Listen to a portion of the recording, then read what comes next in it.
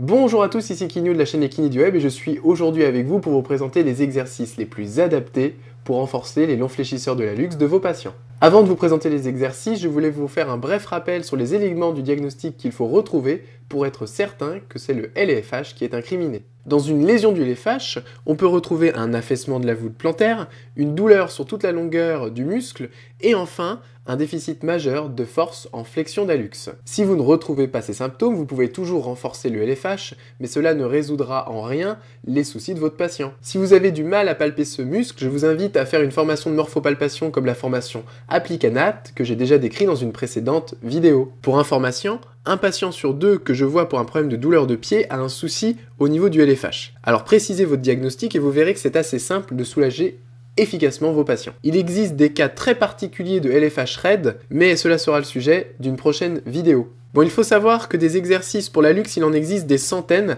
alors comment bien choisir ces exercices ?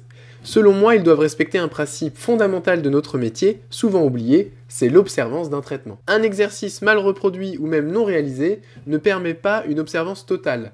D'une certaine façon, vous échouez, car si le patient ne fait pas l'exo, le traitement ne sera pas abouti et vous n'aurez pas soulagé sa douleur.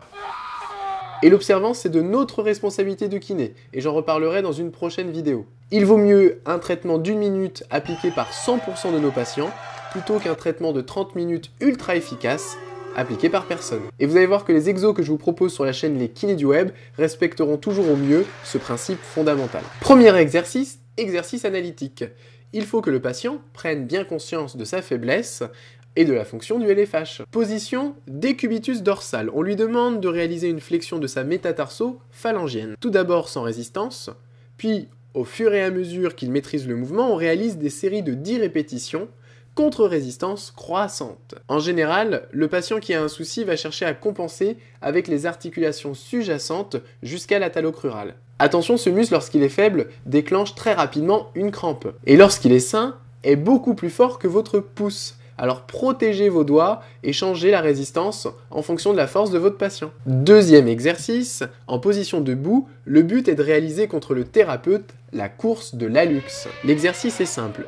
Les patients le refont chez eux sans aucune difficulté contre leurs femmes ou leurs enfants. Cela ne leur prend pas beaucoup de temps et c'est super ludique. D'ailleurs, vous verrez parfois des patients enlever leurs chaussures dans la salle d'attente et arriver vers vous en faisant la course de la luxe pour vous montrer qu'ils ont bien fait leur travail. Et ce, dès la deuxième séance, car on progresse très vite avec cet exercice. Enfin, le dernier exercice, c'est le plus important, c'est l'exercice fonctionnel, car il permet au LFH de s'activer dans sa fonction. C'est un exercice à appliquer 1 minute par jour, que le patient peut réaliser en parallèle de ses activités quotidiennes. Je le fais très souvent après avoir emmené mon fils à l'école, en faisant mes courses ou tout simplement en marchant dans la rue. Ainsi, on n'impose pas aux patients de prendre du temps pour faire l'exercice, ils le font tous et des résultats sont obtenus rapidement. Pendant la marche, il va falloir appuyer successivement sur 3 points du pied. En 1, sur le talon. En 2, sur le 5e métatarsien plus les phalanges associées.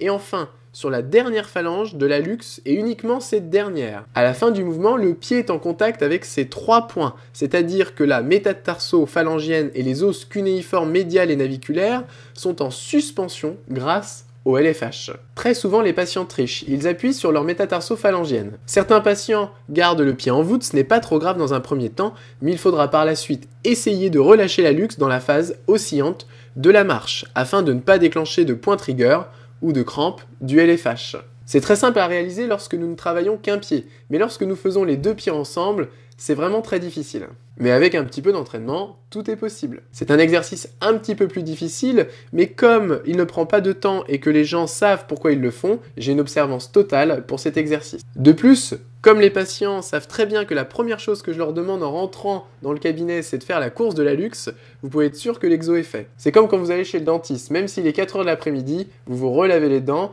pour que le dentiste voit que vous êtes bien lavé les dents toute la semaine. Pour résumer, exo 1 en analytique pour bien prendre conscience de sa faiblesse et de la contraction du LFH. Exo 2, la course de la luxe. Exo 3, l'exercice des 3 points plus fonctionnel que les 2 exercices précédents. Rappelez-vous bien, tous les exercices que vous proposez à vos patients doivent être adaptés à leur quotidien et à leurs contraintes. Dernière chose, ces exos ne sont valables que chez des patients ayant des LFH faibles.